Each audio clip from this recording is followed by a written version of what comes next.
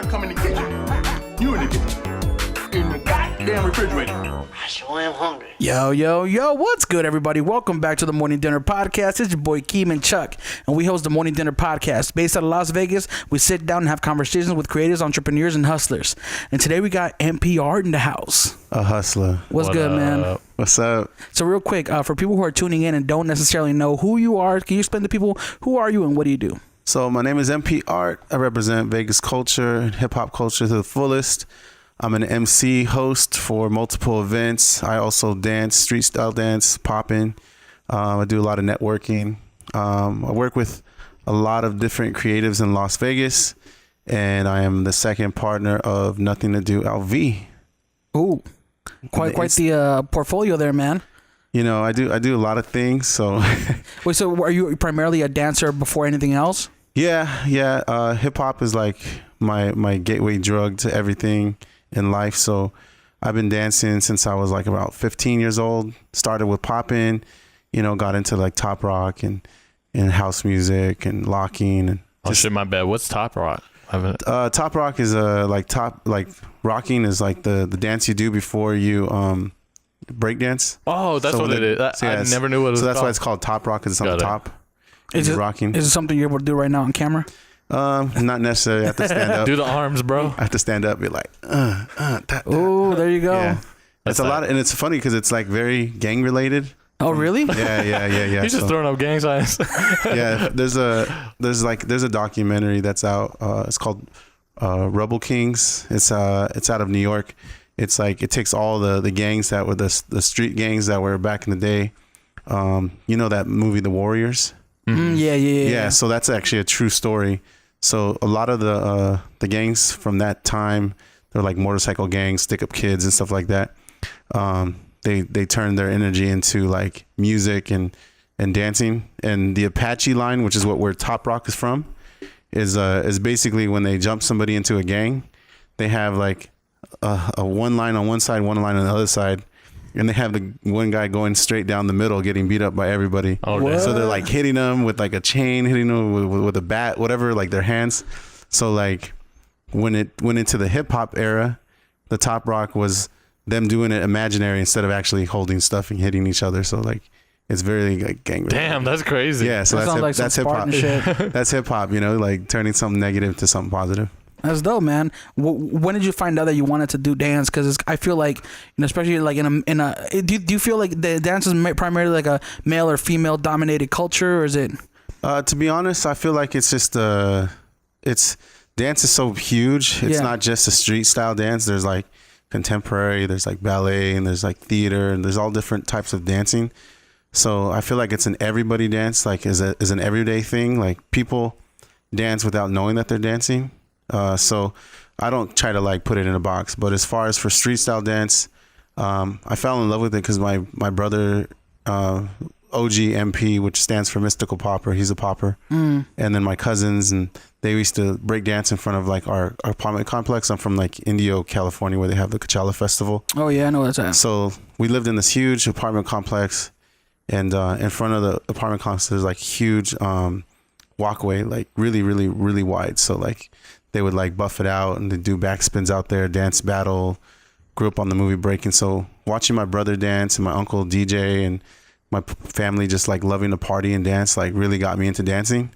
And then that's when I was a kid. So once I got into high school, you get into middle school and you're like, what do I do at this dance? Mm-hmm. You want to dance with a girl, but you're a little too scared to ask a girl to dance with her. That's the first thing you think about. Yeah. And then it's like, and then you see these guys in the circle dancing, everybody kind of like going off. So I saw somebody in the circle dancing and I'm like, I'm going to do that too. So like, I remember my brother danced. So I just went home and rewatched like the movie Breaking and started like kind of picking that movie to like learn steps. And then my uncle, rest in peace, he was like the first person to give me my lessons. His name was Marvin, and he was a DJ. So he would see me like learning how to dance, and then he'd come in and give me a nice little like no, that's not how you do it. You got to do it like this. 1, 2, 3, 4, 5, 6, 7, 8. Like he did the whole thing. Yeah. And then he would leave. I'm not gonna lie, that was pretty impressive, bro. Yeah. That looked pretty clean. Yeah, so he would leave, and I'm like over here like learning, and I get it down, and he's like, let me see what you got, and I did it again. I'm like 1, 2, 3. I did it like perfect. He's like, that's whack, and I'm like, what are you talking about? You did it the same way you told me to do it. He's like, no. He's like, you gotta like switch it up. You gotta switch it up. You gotta,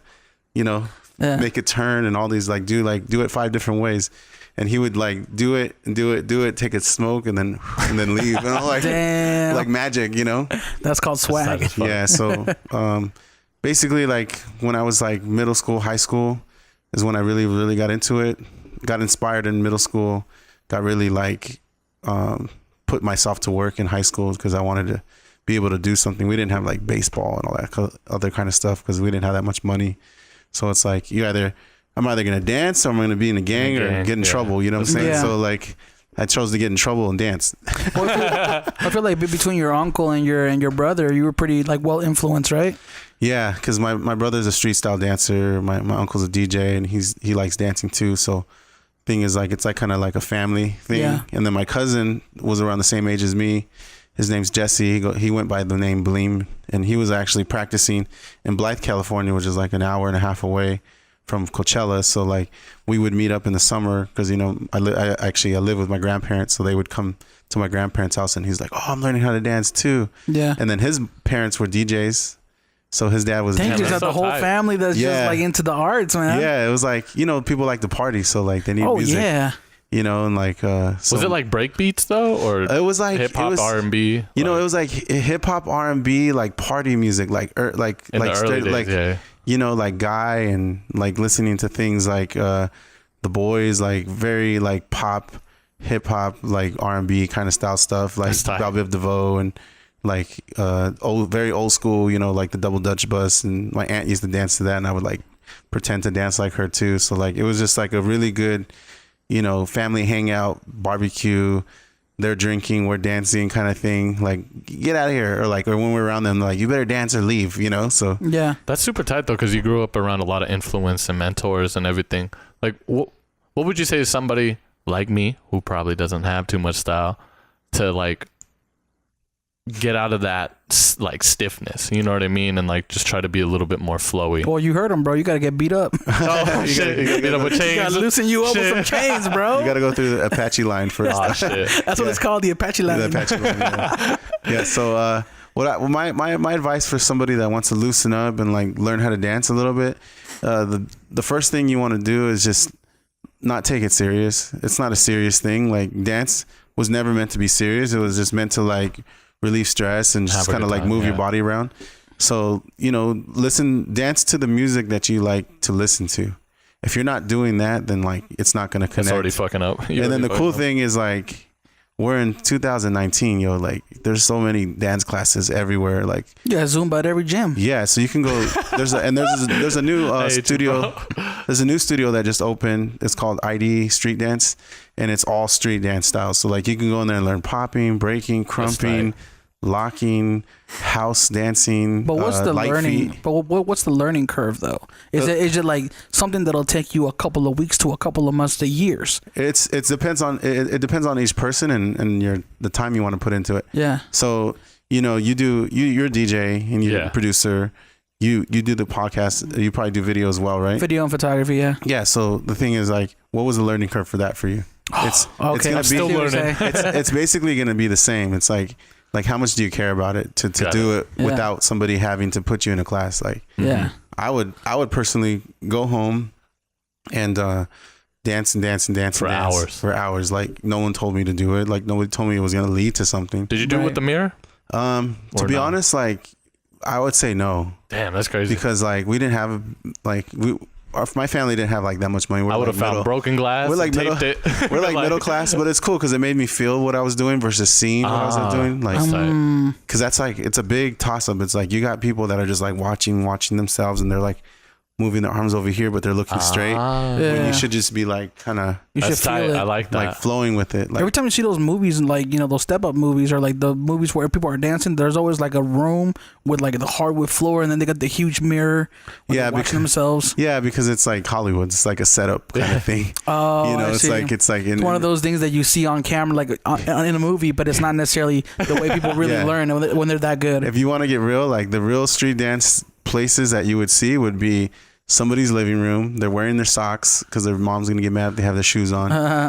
They're in a garage, right, with some like freaking, you know, cardboard on the floor with like a fan like, in the corner. Yeah, something like that. It'd be in that area or like at a park. Yeah. And all these places you don't really have like mirrors and stuff like that. So that's like the real version of what it should look like on TV, but it doesn't. I feel you, man. Things in movies are very kind of like they're dumbed down. No, they're dumbed down for you. They're dumbed down because I see like photographers in movies, and there's like a photographer right in the movie, and he's taking photos of a model, and he's got his camera doing all these crazy Dutch angle, crazy stuff. Yeah. And it's like on auto mode, like things that the ordinary viewer would not notice. You know what I mean? Exactly. But when you really break it down, you're like, okay.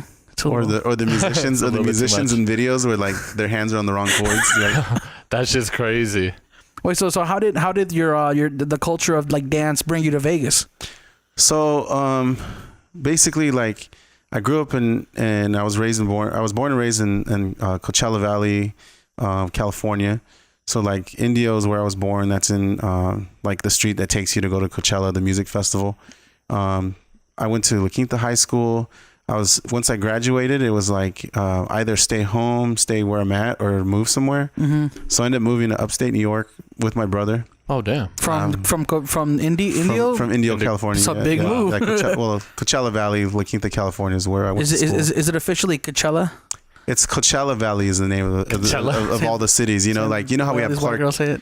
You know how we have Clark County and like stuff like that. So like Coachella Valley is where I'm from, Riverside County. So I moved to New York, went to school there for a year, just didn't feel it because it was like, you know, I was in like upstate New York. I was in New York City. Well, was it a dance school? No.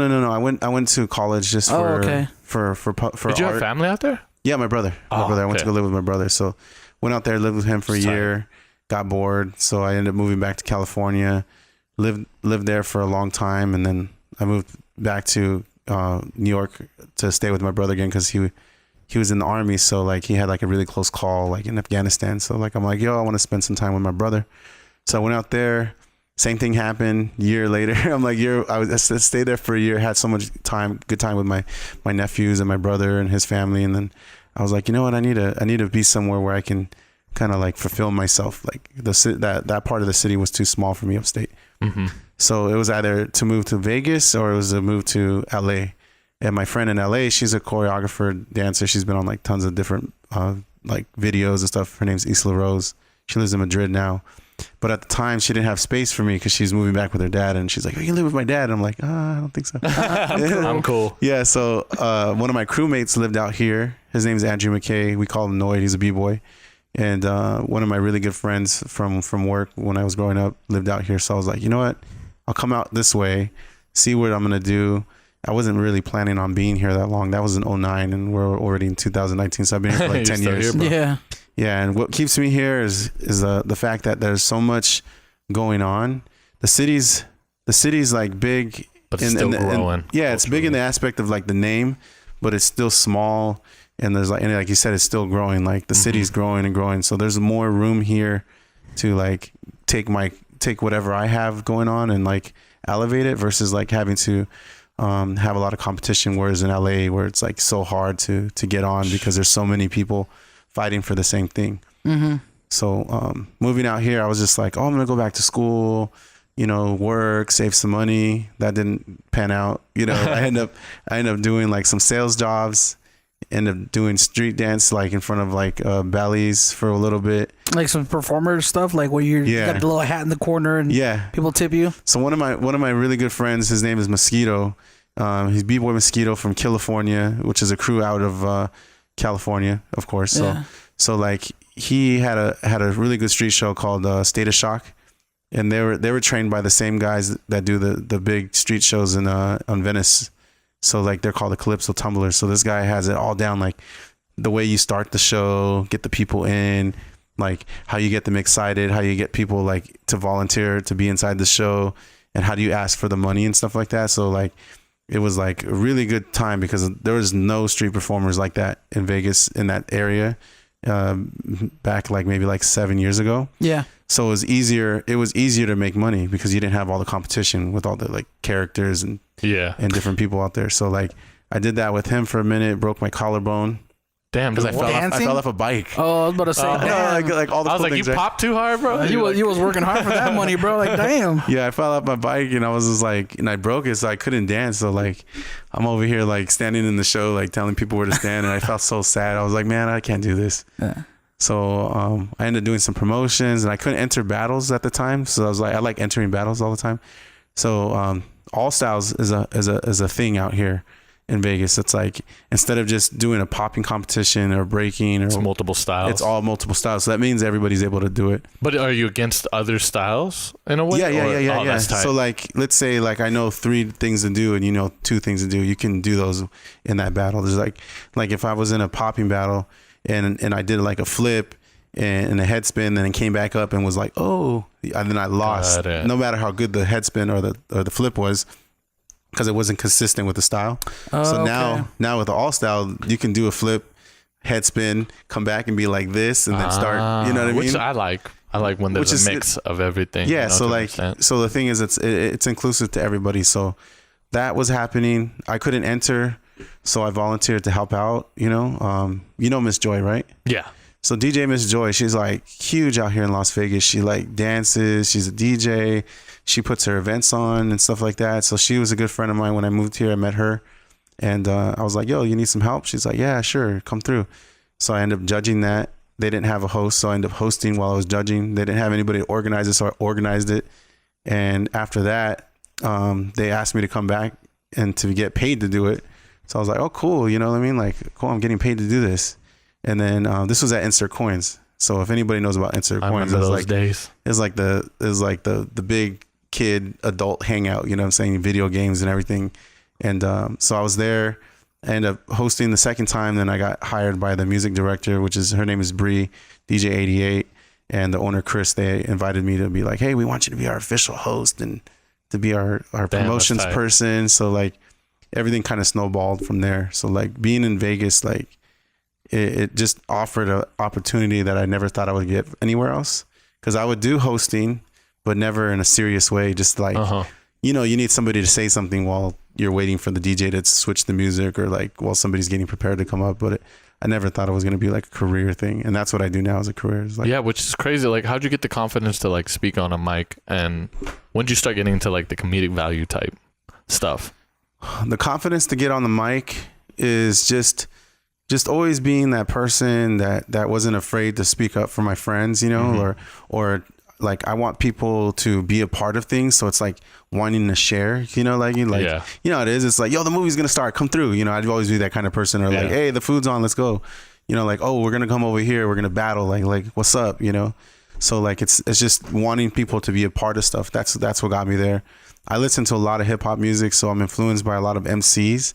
So like, I like Mos Def. I like, Black Thought from the Roots, classic people like KRS-One, Busta Rhymes, just like all these like, Talib Kweli, like all these like really great MCs that say things that make sense and that make you want to pay attention. So it's like, grabbing the mic for me, it's like I feel like it's me being that in that moment, like being an MC in that moment, even though I'm just hosting and giving out information.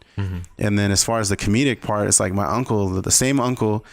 He was like hilarious. Like even if we laughed, he'd make fun of our laugh and make us laugh until like we can't laugh anymore. Yeah. And he's always like clowning, and like I'm Mexican, so like, I was gonna say, man, I felt it a little bit. Yeah, because it's like, how it is. It's like you say something funny, be like, that's stupid, and you're like, why can't you just say it's funny? Mexicans are ruthless, bro. It's like if your family calls you idiot, stupid, or dumb, it's like that means you're funny. Yeah. So I've been an idiot and I've been dumb for my whole life. My whole life, yeah. My nickname growing up was Pinche Cabron.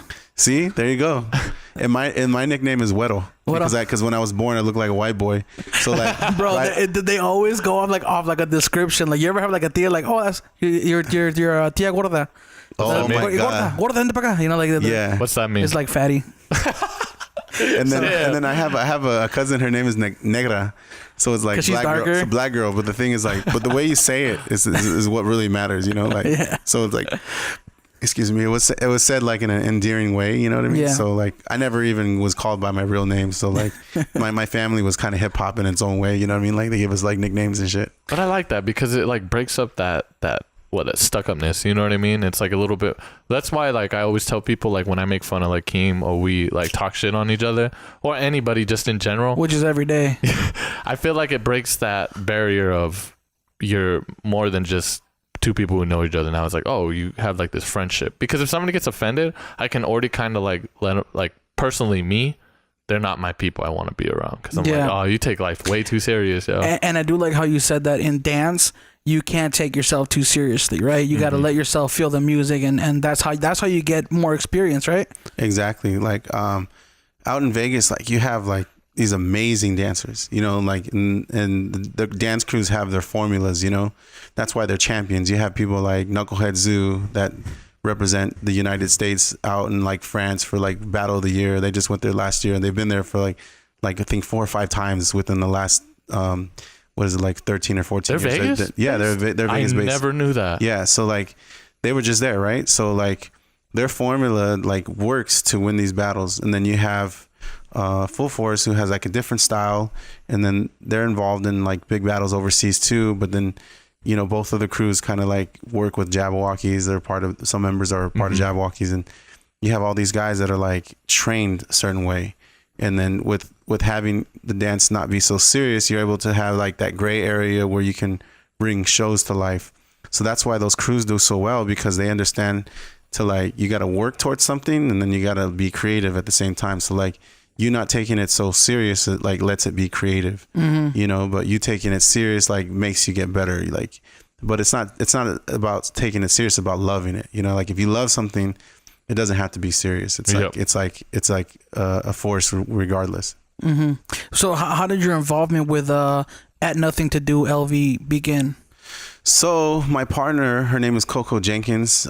She's me and her have been friends for years. I think we met her, right? I know Coco. I'm pretty sure you've met her. Yeah, at the opening of the studio, right? She was there? Maybe not. Maybe I'm tripping. No. Sorry, continue, sir. I don't know. Sorry. Yeah, so Coco Jenkins, she's a bass player for a band that was together back in the day called R&R, Rhyme and Rhythm. So I was really good friends with her, and she just really got tired of people saying that there's nothing to do in Vegas besides going to a casino or being on the strip, you know what I mean, at a club. And she likes jumping from one party to the next, like different genres. Like she'll be at a ska party, she'll be at a punk rock party, a reggae party, and then like an R&B showcase, and then like at the same time she'll be at a club like all in one day. She goes there for like half an hour to an hour, sees who she needs to see, and then bounces around. So she started a calendar, like a website, and she was anti like phones and stuff like that. Like she didn't want a smartphone, she just had like an old flip phone or something. Nokia. It was weird, right? God damn so like Coco. so I had an extra iPhone, and when I got my new one, I was just like, boom, here you go, Instagram. She's like, what? I don't want this responsibility. You know, now she's like selfie queen, you know, she has like 4 accounts. She has an account for like her being a teacher because she teaches. Oh, nice. She has an account for her skating because she likes skating. She has an account for her like her own music based stuff, and then the Nothing to Do. I think she has one more like a personal account for her family. Like she has like 5 accounts. Nice. But the thing is like using social media helps you connect with people. So I knew that she needed that. So once I created that for her, you know, I'm always over here like, oh, you should do this. Oh, we should do that. And then she's like, well, you're going to be part of this now. This is like, this is your responsibility too. So it's really good because she knows how to like jump around and be a part of like different cultures that happen in Vegas. And then with me, it's like, of course I'm a dancer and that's what I love, but like, I like going to rap shows. I like going to comedy shows. I like going to art shows. I like going to open mic nights, and I like going to seeing like you play house or techno or like electronic music, and even your brother. So like I like going to different places than just what people see me as.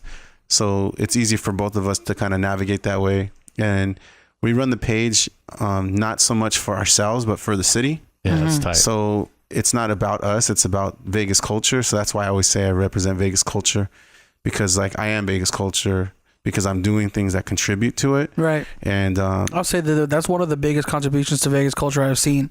That nothing to do, because I first heard about it when we had the studio in 2015, bro.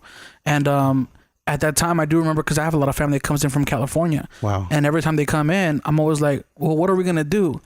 And it's always like, oh, vámonos al Fremont, and let's go to the Fremont, because that was like the go-to thing. Yeah. But now it's like, now I can see, oh, there's all these different things that are happening. Yeah, you know it what I literally mean? helped me out some nights too, because I was like, damn, because I don't know all the scenes. You know, I Yeah. knew the dance scenes and like the simple like hip hop and, you know, indie shows and all that, but there was like a lot of other stuff I maybe wanted to go to, and I was like, I used it a few times. I was like, damn, hell yeah, shout out to Nothing to Do. Yeah, people love it, man. Like I'll meet people randomly, and they find out that I'm a part of the page, and they're just like super appreciative for it. Like there's a lot of support. We're gonna be starting our website soon, which will be accessible on your phone. Mm-hmm. So instead of like missing out on shows, because that's what people say, like, oh, I wish I would have knew about this earlier, just because the algorithms are all messed up. Right.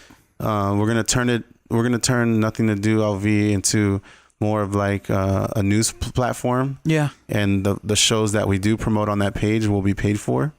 Yep. Or Makes partners sense. of us, you know, there's something that we really care about, or like the day one events that we. But you'll still have all the other events. But everybody can go to our website, which will have a calendar of like the whole week. So like you can be on a Monday and know what's going on a Thursday. That's dope.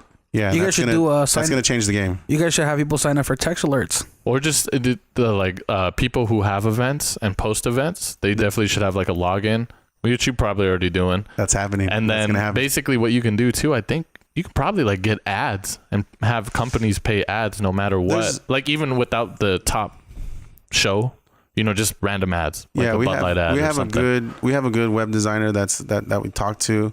So Hell as yeah. long as we can get our agreement the right way, because definitely we always work with locals.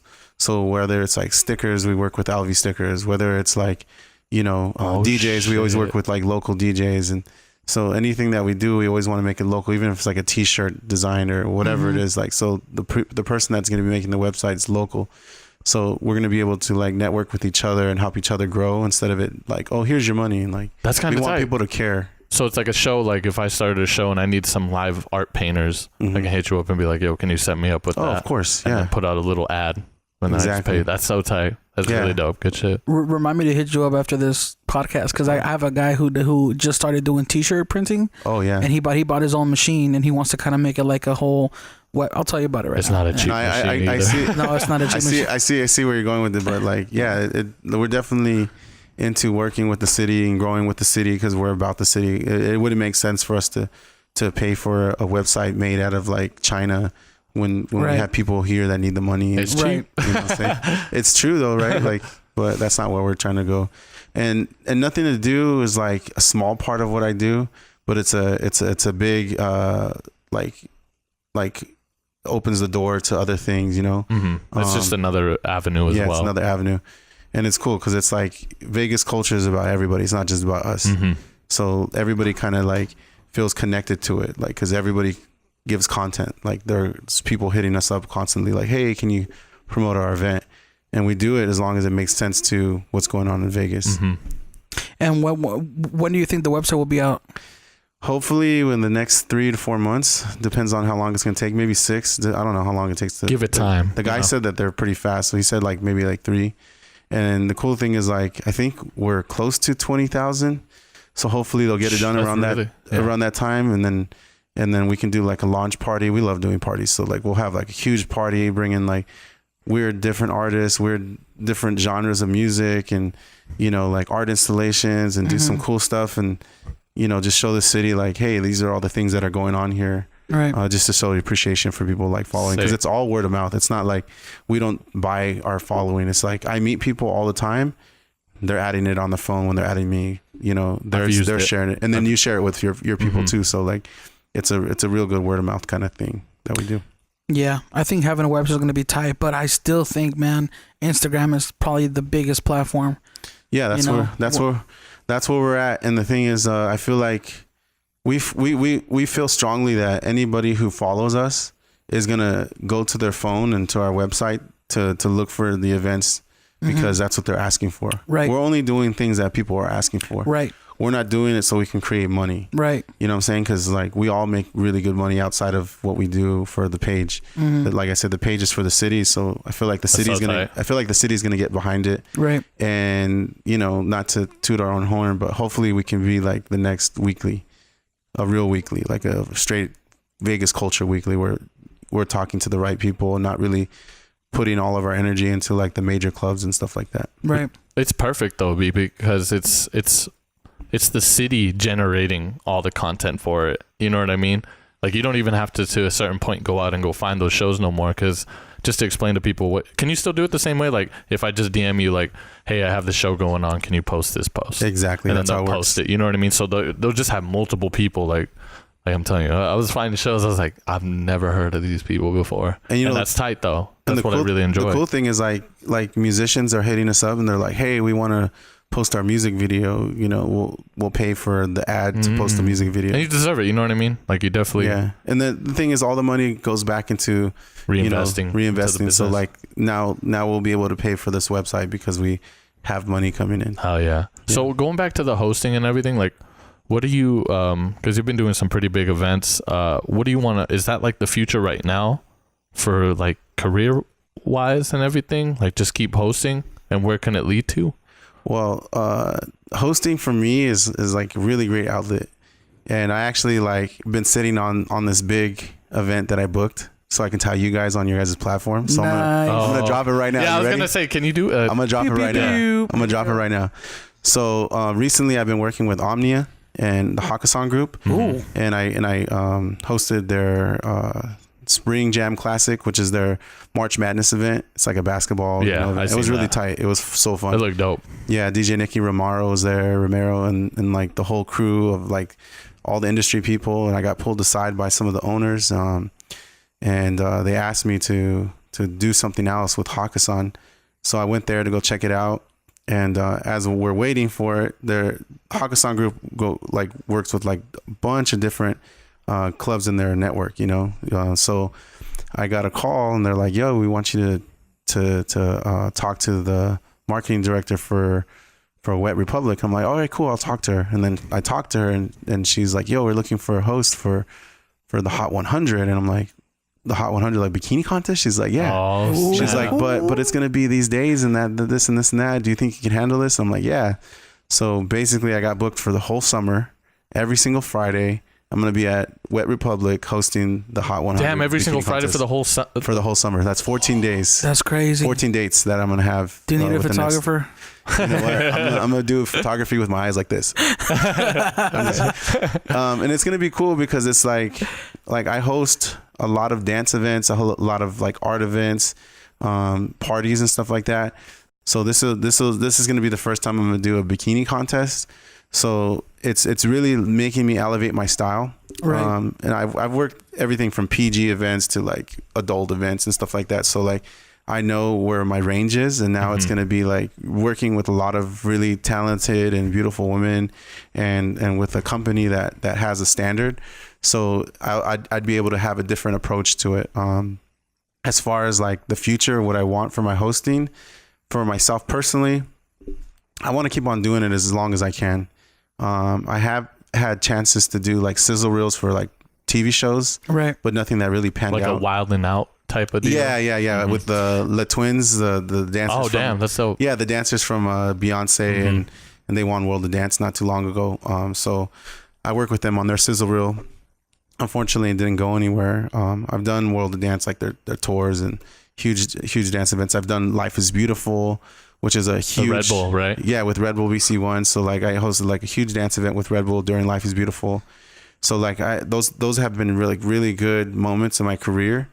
But like getting into Hakkasan group and like being able to work with Wet Republic is like, for me, it's like it shows my worth. That just goes to show you though that there's no direct path to get to where you are easily, except being in that industry and being surrounded by people that can see what you're doing and elevate you up. You know what I mean? Yeah. So that's dope, man. Congratulations, man. Thank you. Good Really appreciate it. Hey, man, but realistically, if you guys gotta peep him, because that fool, you be making me laugh so hard, bro. I be dying sometimes. I'm like, I hate this fool so much. You know what it is? It all goes back to my uncle and my family and us just being together, like during Thanksgiving, being together during like somebody's birthday or like, you know, Christmas or Easter, and just putting on music and just like calling people out and just being silly, you know.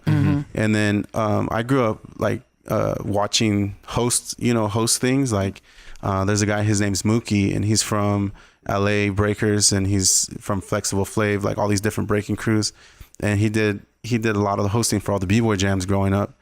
There's another host named Utmost, he runs Beat Swap Me now, and he was hosting jams. And then there's another MC from Vegas, his name is Artson, and he was hosting jams out here along with like he's a rapper too, so like now he's on tour. And then, do you mean Artson or Artisan? Artson, okay. Yeah, I know of a rapper named Artisan. Yeah, the Artson is a Native American MC, and he just got like something from the Billboard Awards or Grammy or something like that. So I'm not too sure what it is, but he's pretty up there.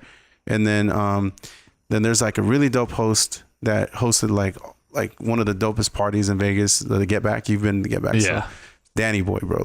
Like all these guys that I've been watching growing up, just being at the party, because I love being at the party. I like dancing. I like socializing, networking with people.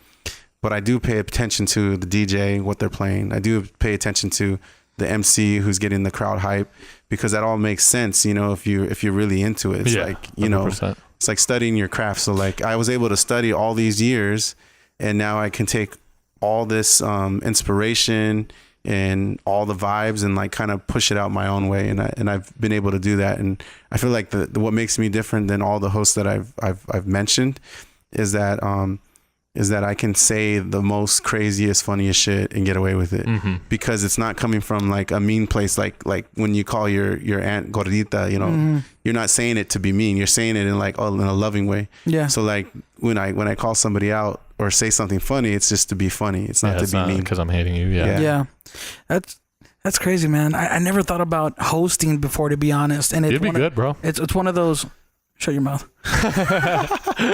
It's one of those things where I think about you know, it's you can't get there. Like there's no direct path to getting to being a host. Like how does one start? Like if I wanted to be a host, what would I have to do? Like let's just say that tonight I want to go host a party. Like what are the steps that one needs to take to become a host? Okay, number one, you gotta be able to know where you're going. Like know the venues and the places that you want to host at.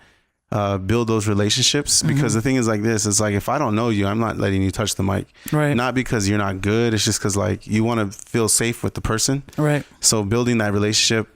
And number two, it's like people want to see you doing stuff. So you know, hosting dance events, hosting like club events and stuff like that, it's not a bread making kind of a thing. You don't get rich off of it. I've learned to turn it into that because I've done it so long. But the thing is like this, just like with anything else, you got to do it because you care, not because of the money. Right. So basically being available, paying your dues, just like with anything else, like you got to pay your dues, you know? So getting to know these venues and volunteering yourself. You do that first, and then what people see your worth, and then they're going to put you on. You got to create value for yourself. And number two, you got to be sincere. So all the people that I've mentioned, they're very sincere about what they do. They care about what they do. And for everything that they're touching the mic on, they're putting some really good content out there because they believe in what they're saying. They're not saying it for a check. They're doing it because it's part of their life. So for me, I would say, you know, really like where you're hosting. Because if you're not going to like what you're hosting, you're going to hear it. It's going to come off. Just basically the life lesson is do what you love. Make sure you love what you do. Because if you're faking the funk. And we got to talk about one thing, man. What's up? Did you ever do party crews? Oh, of course. Like back I'm in the from day, California. Because I remember MySpace, bro. There was like the whole city in Vegas was just dominated by party crews. You had like bulletins, like people would report like, "Yo, party here, party there," right? And there was Empire's always all these posting this parties party. happening. Yeah, I'm from the like before MySpace era. So I was born in 81, so I graduated in 99. So in the 90s, you had party Oh, lines. word! You look a lot younger, man. Thanks. Yeah, I always forget. Damn, you I'm look like, younger damn. than I do. Yeah, man, I'm freaking about to turn Baby 30, face, bro. About to turn 38 soon. So Oh shit! anyhow, You know what? That's another question I was gonna have is like age. Like, do you have to be like a younger cat to do that? But Apparently not. You know, No, I'm just playing. I'll tell you. This is what it is.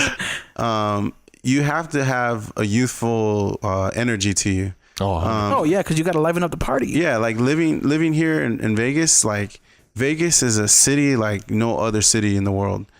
Vegas is such a growing city, and it has so much different energies coming in here. There's not a lot of people that are originally from here that are in the workings of how things go. So basically, like I feel like every 3 to 4 years, the energy changes, the music changes, the style changes, what's hot changes. Like people that were into stuff, they're not into it anymore. They've moved on, had kids, or moved out of town or something like that. So you got to be able to ride that wave. And as much as people want to have traditions and like, we did this first kind of thing, you got to preserve what you had, but at the same time allow new energy in. There we go. And kind of work together with it. So like if you're going to move to Vegas and want to be successful, you got to be able to contribute energy and welcome energy, and at the same time, like give a lot of props to what got you there. So that's why I brought up all the names that I brought up, because it's like there's no me without them. Right. You know what I'm saying? So That's one of those respect. things. Yeah, much respect. Damn. You kind of have to reflect the city too, because like the city that never sleeps. There's always a party on every day, and it's always like nonstop, right? There's new people every day here, technically. Yeah. Yep. Besides the locals. That's why the energy changes. There's always a new 18-year-old, there's always a new 21-year-old, and there's always a new person moving to Vegas. Yep. And it's somebody's birthday every day. Yeah.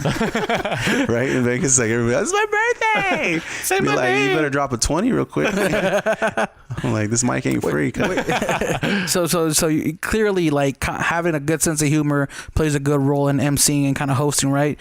What about like being like, have you ever thought about like pursuing a route and doing like your own stand up, your own comedy, or has that never been a thought for you? You know what? I've been approached by that, but it's like, it's a whole different art.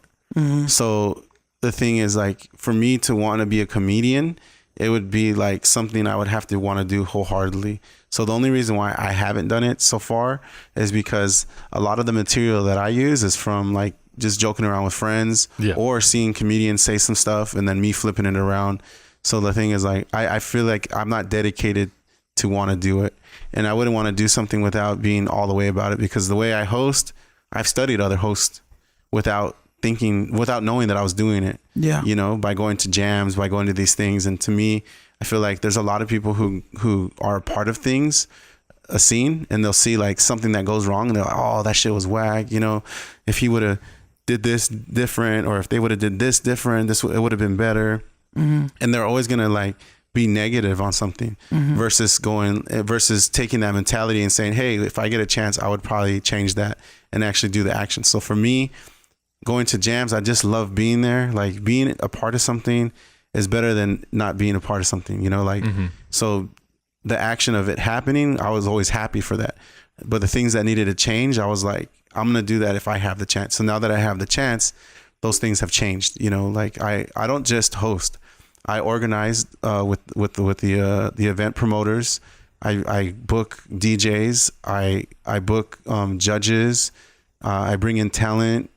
I involve artists. I do a lot of networking. Mm-hmm. So there's a lot of hats that you wear. Yeah. So I do the back end as well as the front end.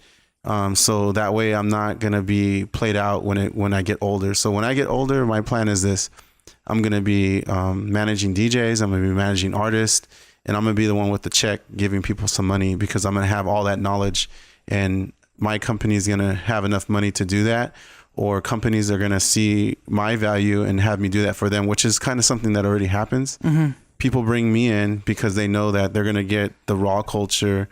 That way that they don't get called out. Cause like, it's like having a Cinco de Mayo party and putting a mustache on somebody and having them some ay the whole time, and it's like yo, you can't do that because it's like culture vultures. Yeah, because it's very like it's just you want to respect people's culture.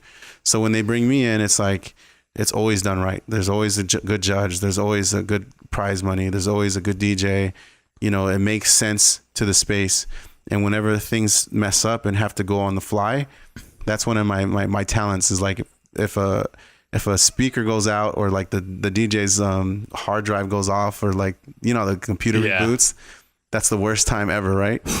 I could talk for like 5 to 10 minutes. I've seen it. I can talk for 10 to 5 minutes with no music, talk about the venue, talk about the drink specials, about the security, the people throwing the event, why we're there. They should be on their phone doing social media stuff, like, and that whole time this problem's being solved, but nobody knows it besides me and the people that have the problem. Which is crazy, because if you've never thrown an event or you just don't know what that feels like, it literally, like when something technical, an issue happens technically, it is one of the most awkward situations. And I've seen it at big festivals and they don't have an MC or anybody to kind of like liven up. Like Little Dragons did it. Cause she was like, I think like he was having technical issues with one of his pianos. Yeah. And she was able to like just keep talking and be like, yo, what's good, everybody? And I was like, damn, that's tight. But then I've seen situations where it was just awkward. I'm like, damn, they need something. They need music or something. Yeah, because people get negative real quick, and that's why we love doing events, because it's like we like bringing elements that aren't there, and we like having the things that should be there. Like, plus, you know how to do it. Like rap shows. There's so many rap shows out here, but they don't always have a designated host. I feel like that would make a lot of rap shows a lot bit more entertaining. And then there's a lot of shows in general, just regular shows, and they don't have a DJ. And it's like, how you're not going to have a DJ in the middle while this person's getting set? It doesn't matter what like genre it is. It's like you should have throw an iPod. There should always be something going on. But it needs to be a real person. Because there's more vibe. Because it's the vibe, and number two, it's like it's part of it. You know what I mean? Like if we're not bringing each other up, then we're just bringing each other down. Yeah, true that. Because the attention span and the energy that people want to give to things is very limited now, because like a lot of people get gratification off their phone or off these really flashy things that's going on in these mega clubs or these strips. So it's like when those things are provided, when you have like a hometown event, if your event's not on point, you can lose like 5 to 6 people that ever want to come back. 100%. And that's sad, because it's not necessarily the musician's fault. It's not the venue's fault. It might not be all these people's faults, but like one little thing kind of messes it up for everybody. So it's like really being on your game and like coming through with a quality event and having all those things tied in, I feel like prolongs whatever you're trying to do. Plan B, C, D, and E. You basically have to keep it safe. You know what I mean? But that's the other thing I'll tell people too, is just don't put everything on one event either. Maybe try it again, worst case, because that's how I felt. Yeah. But if I go 2 or 3 times and this shit 2 or 3 times, I'm probably not going to go back. What's crazy to talk about that is that, look at Cricket's event, DJ Cricket's Playhouse. Shout out DJ Cricket. Shout out Cricket. Straight up. I'm actually hosting her event. I'm like her official host whenever she doesn't have a guest That's host. Where I laugh the most. Yeah. So like I'm going to be hosting this next one. And her event started off the day Trump got freaking hired to be the president. Damn. I was like talk about bummer, bro. Like everybody was so bummed out, and that was her first event for Playhouse. Yeah. And you have to like stay in for the long haul. You have to invest in yourself, and that's what she does. And it took her like maybe 3 or 4 months, but like after those 3 or 4 months went through, like people got familiar, and now they're continuing. She's killing it. Yeah, she's killing it. Because she's creative and she's like open, and she's the one person I feel like that moved here, did her time for like 2 or 3 years, and accepted the new wave versus like trying to fight it. Yeah, she's very progressive. Yeah, like she would probably be like, if people were like, oh, I want to do my own event, it's like, okay, have dinner with her, pay for her dinner, rack her brain, pay her to be one of your DJs, and like figure out what you're supposed to do to have a successful event. Yeah, we had her on an episode a couple of months ago. Yeah. Oh yeah, I saw that. And it was just it was like over 2 hours long. It was just very insightful. Even talking about the barn raves. Back in her she should go to barn raves. That's crazy, man. Dude, yeah. we used to have ranch raves, like at the ranches. Yeah. Oh, you know what? Speaking of rancho waves, man, I was about to ask you, have you ever been asked to like host or MC like a quinceañera or like a sweet 16 or like a wedding, something like that? Yeah. I actually just hosted a wedding, and it was like the coolest wedding ever. It was like B-Boy Ruin. He's from California, and he's from Style Elements crew. So he was like one of the first B-boys that was put on a video game. Ooh. Yeah, he does like Power, which is all the gymnastic stuff. Yeah. What video game? B-Boy, something like it's on a B-Boy game? It's a PlayStation, the handheld PlayStation. Oh, or the PSP? PSP, the big one. Yeah, he was on that. So he moved here with his lady, and they finally got married. She's a B-girl too. Congrats. So imagine like everybody there is like dancers at her wedding. So like during the wedding when it was time to do like the garter belt dances That and shit stuff must like have that. been high. Damn. Yeah, so like we did like a whole dance with all the dancers, right? So like one of the guys in the tux was straight up doing air flares, like Damn, that's like tight as crazy, fuck. and he was a big dude too. He's from Germany. He was his best man. And then like the Apache line, right, which is very hip hop. It's like the most hip hop thing. It's like you could do whatever you want in breaking, but if you can't top rock, then people like don't give you like all the props, you know? Because it's basically it's like you could do all this stuff, but this one thing, it doesn't make you solid, you know? So like everybody that was a B-boy in there was like doing the Apache line. So I was doing it versus him, which is like an incredible dancer, somebody I looked up to growing up. That's so tight. And like me and him were top rocking. His ring falls off. He goes and picks it up, puts it back on. We start going again. His wife's in the back in her wedding dress, like top rocking. It was so fun. That's so tight. like, yes, It sounds like the scene out of a movie. pretty much. That's so tight. Have you ever like turned down like a gig like nah, it's not for me? You know what? To be honest, like if I turn down a gig, it has to do with two things.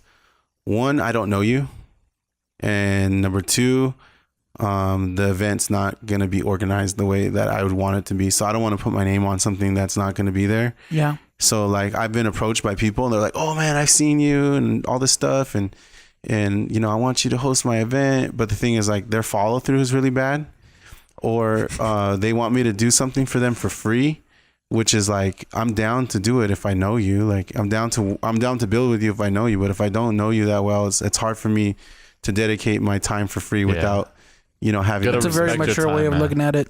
Yeah, so like and I paid my dues already. So like, if I choose not to do something for free, then like I've done that. So Can't like, get butthurt, people.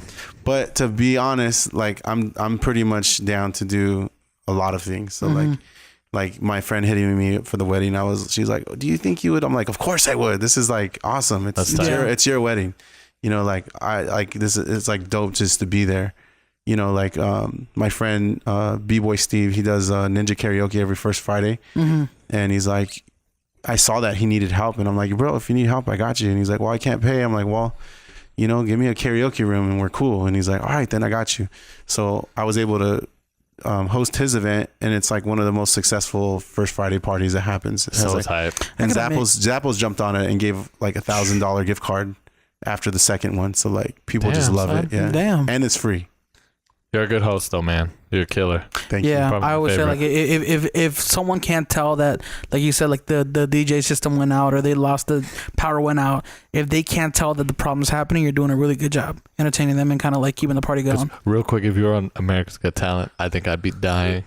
Oh my gosh. It'd be perfect, man. I gotta make it out to an event. They'd either hate me or hate me. It's like because the style that they do on there is like my style is like really like freestyle. Yeah, they probably have a lot of like, you can't do that. You can't do that. You can't like do it's that. very scripted. Yeah. Like scripted things like Nick Cannon doesn't call and you see it too. You see it when people host things and like they're reading like, "Hey." Yeah. I'm like, it's like so cringy. okay. But like I love doing things live. I love being able to That raw. to talk about whatever's going on in the moment and like put some heart into it, because Right. the things that I'm saying on this podcast are the same things that I'll say on the mic if I have time. I'll tell people like, "Yo, you gotta pay your dues." You know what I mean? Like you gotta like show love to the people who came before you. Like let's take a moment of silence for this thing that just happened, or like if like I have a homie that's like in a bind or they're trying to raise money to go somewhere, I'll pull out my hat and put $20 in first and ask everybody else to do it. Like, it's cool to be a part of things where like there's no script and it's just all feel and it's all like raw. But at the same time, like, I've studied and I know when I should say something or when I shouldn't say something or what time to say something or bring people's attention in. So like my timing is really good. My jokes aren't always good, but like the ones that are good make you forget about the bad ones. There you go, man. That's kind of hit every major talk really point good, I wanted to talk about, man. Thank you so much for joining us on the podcast, Thank bro. you, brother. That's what's up. Yeah. Peace. Shout out. Real quick. Damn. You said you about to end the podcast before we got a chance to. Damn. I thought you said bye.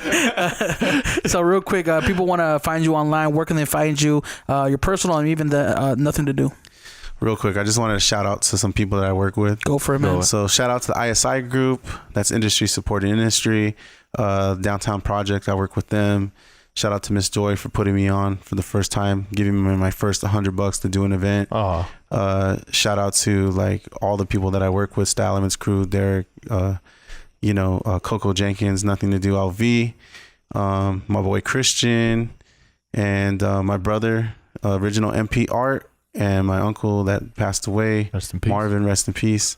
Thank you guys for all your inspiration. But if you guys want to find me on my social media, super easy. It's at M.P.A.R.T.C.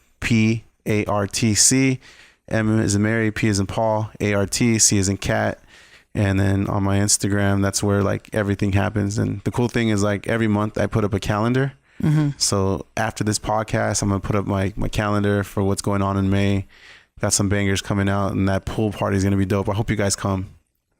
When is it? Free table? Every Friday. Starting I got to get out more, bro. I don't go out. No, it's every never been to a pool out here. So. Every Friday, starting this Friday. Well, we have our own pool now, so it's like even less of a chance. Hey, no, just come through when you guys aren't busy. Just come through for an hour. Fun, man. I'm actually out this Friday, so actually I got to shoot a wedding on Friday.